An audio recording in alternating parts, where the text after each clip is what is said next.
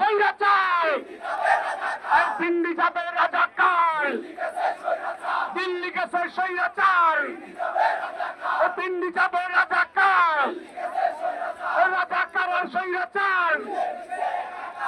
আমাদের ভারপ্রাপ্ত চেয়ারম্যান দেশনায়ক তারেক রহমানের বিরুদ্ধে যেই ষড়যন্ত্র করছে এনসিপি এবং জামাত শিবিরের লোকজন মিলে, যেই দেশে নৈরাজ্য সৃষ্টি করছে এবং আমাদের ভারপ্রাপ্ত চেয়ারম্যান দেশনায়ক তারেক রহমানের বিরুদ্ধে কটূক্তিমূলক আচরণ করার প্রতিবাদে আজকে এই তাৎক্ষণিক বিক্ষোভ মিছিল।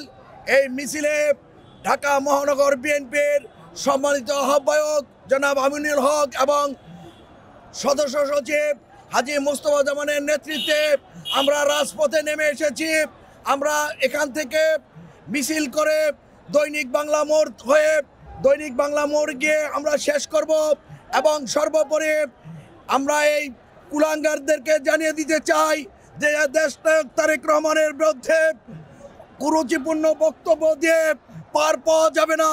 আমরা শহীদ জিয়ার আদর্শের সৈনিকেরা যতক্ষণ পর্যন্ত বেঁচে থাকব, আমরা দেশনায়ক তারেক রহমানের